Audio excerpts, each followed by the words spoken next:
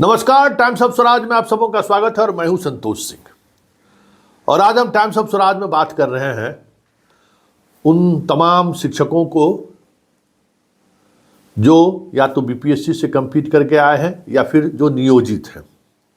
देखिए, आप दोनों के बारे में बहुत अच्छा रवैया या अच्छा सोच प्रशासन के अंदर में नहीं है। आज हमारी लंबी बातचीत हुई है, इसलिए आज हम आपको बहुत विलंब से हम खबर भी डाल रहे हैं। आज शिक्षा विभाग और उसके आसपास और पूर्व ब्यूरोक्रेट काफ़ी लोगों से बातचीत हुई है, जो उस दौर में नियोजित शिक्षक का कंसेप्ट लाने वाले जो लोग थे, फिर बाद के दिनों में टीईटी के माध्यम से जो लोग एसटीईटी के माध्यम से जो लोग बहाल हुए, टीईटी के माध्यम से बहाल हुए, वो उस सारे प्रोसेस में जो जो अधिकारी, सीनियर अधिकारी रहे, संयोग से आज समूह से हमारी मुलाकात भी हो गई, बातचीत भी हुई। तो एक बात आप सोच लीजिए कि आपके के बारे में जो ब्यूरोक्रेसी है उसका सोच निगेटिव है। जो बीपीएससी से कम्पीट किए हैं उनका भी और जो नियोजित हैं उनका भी, मतलब बीपीएससी से कम्पीट करने वाले के प्रति उनका रवैया सॉफ्ट है ऐसा नहीं है, उनके प्रति भी सोच सही नहीं है। मतलब ऐसा एटीट्यूड है आप को लेकर, शिक्षकों को लेकर, जैसे हम रिवेंज, बदला ले रहे हैं। ऐसे में आप सबों को संयम से, धैर्य के साथ चीज़ों को मुकाबला करना होगा, क्योंकि अभी चीज़ें आपके एकदम प्रतिकूल हैं। और यूँ समझ लीजिए कि शिक्षा विभाग मतलब सरकार और आपके बीच में अकेला खड़ा हूँ। और ये आप समझिए कि मैं जो अकेला खड़ा हूँ, मुझे आज बुलाकर कमोबेश उसी अंदाज में कहा गया है कि आप थोड़ा माइल्ड होइए या फिर आप बीच से आप रास्ता अलग कर लीजिए। ये तो होने वाला है नहीं, क्योंकि वो बहस का मुद्दा ये भी रहा कि भाई आप इनसे आप बदला लेके किसका नुकसान पहुंचा रहे हैं? छात्रों का नुकसान पहुंचा रहे हैं, बिहार की शिक्षा व्यवस्था को नुकसान पहुंचा रहे हैं। तो जो सरकार का तर्क है जरा वो आप समझ लीजिए। पाठक अभी जाने वाला नहीं है। पाठक ने सरकार को, देखिए, कोई घर का गार्जियन क्या सोचता है कि बच्चा जो इतना है हमारा खर्चा कम करे, जो कहीं चोरी उरी चल रहा है, अलग अलग दुकान में बैठाए हुए हैं, तो उस चोरी को कंट्रोल करे।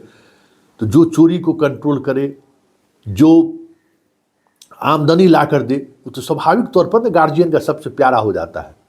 तो पाठक की स्थिति अभी यही है कि 25 लाख बच्चों का जो फर्जी नामांकन था, जो वो कह रहा है कि हमने तो 25 लाख बच्चों का फर्जी नामांकन, जिसको आप स्कॉलरशिप देते थे, जिसको आप साइकिल देते थे, जिसको आप ड्रेस देते थे, जिसके लिए मध्याह्न भोजन सब कुछ देते थे, वो पैसा तो पॉकेट में जा रहा था किसी का। कितनों आप बैंक के माध्यम से दे रहे थे या कुछ भी दे रहे थे, ये बच्चे जो जिनका हमने नाम काटा है वो तो फर्जी है, वो आइडेंटिफाई हमने किया। तो 25 लाख बच्चों का जो सरकार की राशि पानी में जा रहा था, जिसका लाभ बिचौलिया ले रहे थे, वो तो मैंने रोक दिया। पाठक का एक बड़ा पॉइंट। दूसरा पॉइंट है कि हम 1100 करोड़ रुपया जो स्कूल के विभिन्न मद में स्कूल के अकाउंट में था, वो हम ला रहे हैं और उससे हम डेवलपमेंट कर लेंगे। हर जगह स्कूल का भवन निर्माण से लेके हम शौचालय से लेके सब कुछ बना लेंगे। तो सरकार को इससे बढ़िया बेटा कहाँ कैसे चाहिए कि पैसों नहीं देना पड़ रहा है, काम हो रहा है। इसके अलावा जो लोग ऐसे शिक्षक थे, जो शिक्षक लगातार सरकार को टारगेट पर ले रहे थे, उसको भी पाठक निशाना पर ले रहा है, उसको भी पाठक अच्छे तरीके से इलाज कर रहा है, तो उससे भी सरकार खुश है। तो चारों तरफ से सरकार पाठक के कामकाज से खुश है, ये बात समझ लीजिए। कुछ चीज़ें हैं जिनको लेकर सरकार थोड़ा असहज है, लेकिन नीतीश कुमार है, उनका काम करने का तरीका अलग है, उस तरीके से अपना वो काम करते रहेंगे। किसी की हैसियत नहीं है कि नीतीश कुमार के सामने में कोई बात कर दे, आर्गूमेंट कर दे, क्योंकि ये सारा डाटा लेके मुख्यमंत्री और डिप्टी सीएम तक पहुंचा दिया है कि हमने क्या किया है। और वो जो डाटा है ना, उस डाटा के देखने के बाद कोई भी पाठक के पर गलत नहीं सोच सकता है, कहा नहीं पाठक तो बहुत सही काम कर रहा है। हर विधायक, मुखिया, पार्टी के कार्यकर्ता से भी फीडबैक मिल रहा है कि मास्टर स्कूल पहुंच गया है, विद्यार्थी स्कूल जा रहा है। तो अब सरकार को क्या चाहिए? मतलब सरकार को सब कुछ मिल रहा है कि चलिए गांव में वाहवाही भी मिल रही है कि चलिए पाठक की वजह से सब लोग आए गए, तो वो भी एक आधार है। फिर उच्च शिक्षा को लेकर जो चीज़ें एक इमेज बनी हुई है, उसका इमेज भी का भी ये अलग तरीके से इस्तेमाल हो रहा है कि ठीक है बांस कर रहा है। तो सारी परिस्थिति अभी पाठक के अनुकूल है। तो जो हमें आज लगा कि पाठक फिलहाल जाने वाला नहीं है, मंत्री की कमेटी जरूर बना दी गई है, मंत्री से कुछ चीज़ें सुधार हो जाए, लेकिन जाने वाला नहीं है। मतलब पाठक के रहते हुए अब आपको संघर्ष करना है, नौकरी भी करना है, आप बेहतर परफॉर्मेंस करिए। तो इसके लिए कुछ चीज़ें चल रही हैं जिस पर आपको नज़र, देखिए हर बिहार और हर व्यक्ति को पॉलिटिक्स को समझना होगा कि पॉलिटिक्स क्या है, और उस पॉलिटिक्स के नैरेटिव, मतलब उस पॉलिटिक्स को लोग ले कहाँ जाना चाहता है, ये भी समझने की जरूरत है। तो पाठक के इश्यूज को लेकर सरकार का यही सोच है कि जनता में एक बार फिर से गवर्नेंस को लेकर भरोसा बना है। समझ गए ना, गवर्नेंस, कि भाई अब मान लीजिए थाना में पुलिस नहीं रहे और पुलिस पहुंचना शुरू हो जाए तो लोगों को लगता है कि अरे गवर्नेंस, जहां एक मास्टर नहीं जाता था 10 बजे के बाद 12 बजे के बाद भेंट नहीं, वहां मास्टर 5 बजे तक रह रहा है, तो ये गवर्नेंस का एहसास लोगों को हो रहा है। ये सरकार के लिए पॉजिटिव चीज़ है कि जो गवर्नेंस पर आए दिन चर्चा हो रही थी, अब वो चर्चा नहीं हो रही है कि भाई बहुत अच्छा काम हो रहा है। लेकिन पिस तो आप रहे हैं, समस्याएं तो आपके लिए खड़ी हो रही हैं, परेशान आप हैं, घर से दूर किया जा रहा है। ये जो नियोजित शिक्षकों के लिए जो विशिष्ट शिक्षक प्रावधान लाया गया है, वो प्रावधान भी कहीं न कहीं आपके पक्ष में नहीं है, वो प्रावधान भी एक बदले जैसा कार्रवाई लग रहा है। तो ये सारी चीज़ें हैं। अब समझना यही है कि आपसे मेरा एक आरजू विनती होगा, क्योंकि आज हमारे 2 घंटे की बैठक के बाद 1-to-1 बैठक हुई, आप सोच नहीं सकते हैं। उस बैठक के बाद जो चीज़ें मुझे समझ में आई कि मेरा तमाम आर्गूमेंट जो आपके तरफ से हम दे रहे थे, उस आर्गूमेंट को कैसे काटे इसकी कोशिश हो रही थी कि संतोष जी ये आर्गूमेंट दे रहे हैं तो उसको हम काट दें। लेकिन बहुत सारे, क्योंकि हम शिक्षा विभाग के लगातार बने हुए हैं खबर की वजह से, इसलिए बहुत सारा इन्फॉर्मेशन भी मेरे पास था, जो इन्फॉर्मेशन आपके से बातचीत के माध्यम से हमें पता चला है, तो उस इन्फॉर्मेशन के माध्यम से हम उनके बातों को काटते थे। लेकिन आईएएस लोगों की एक अपनी मनोवृत्ति होती है कि जो मैं बोल रहा हूं वही सत्य है, और सत्य वही है जो मैं बोल रहा हूं। ऐसी स्थिति में थोड़ा आर्गूमेंट में बहुत सहजता बहुत मुश्किल होता है, लेकिन हमारा रिश्ता रहा है ऐसा कि वो माहौल को थोड़ा सहज तरीके से लिए।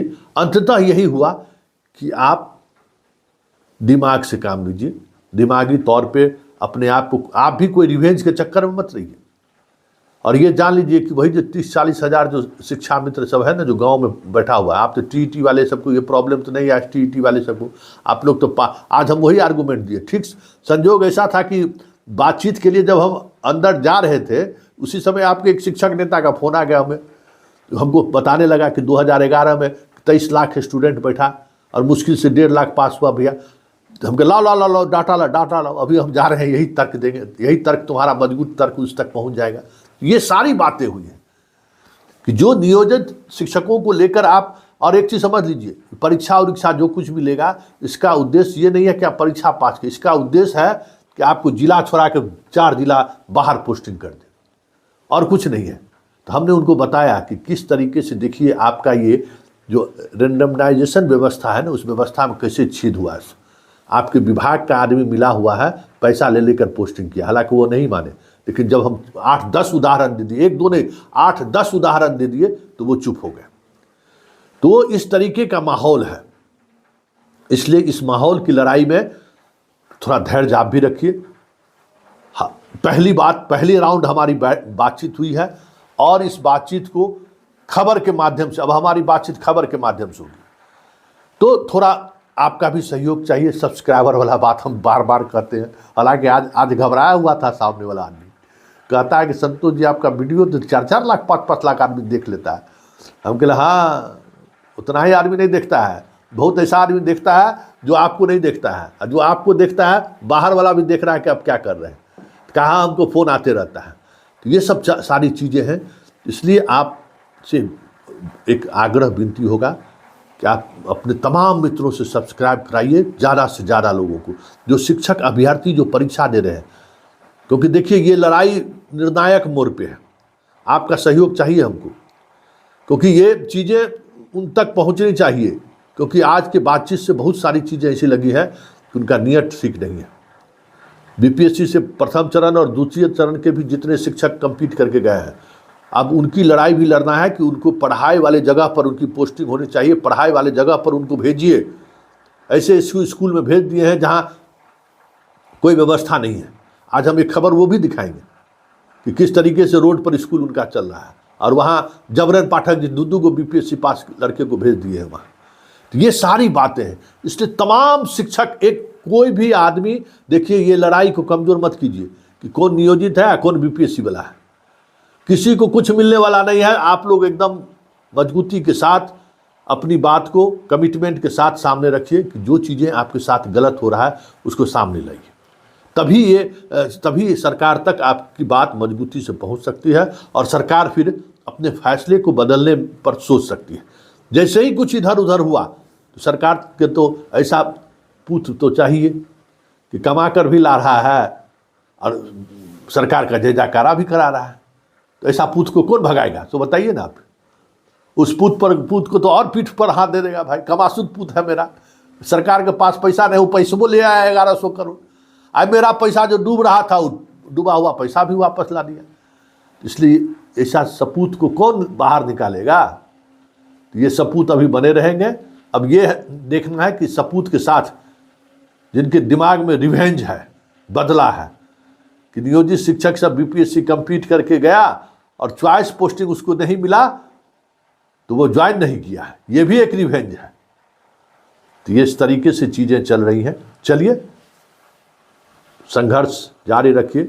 बिहार के शिक्षा के सुधार को लेकर मैं भी कटिबद्ध हूँ, आप भी कटिबद्ध रहिए, और साथ मिलकर इस जो एक पत्रकारिता मेरा धर्म है, मैं उस धर्म के साथ चल रहा हूँ।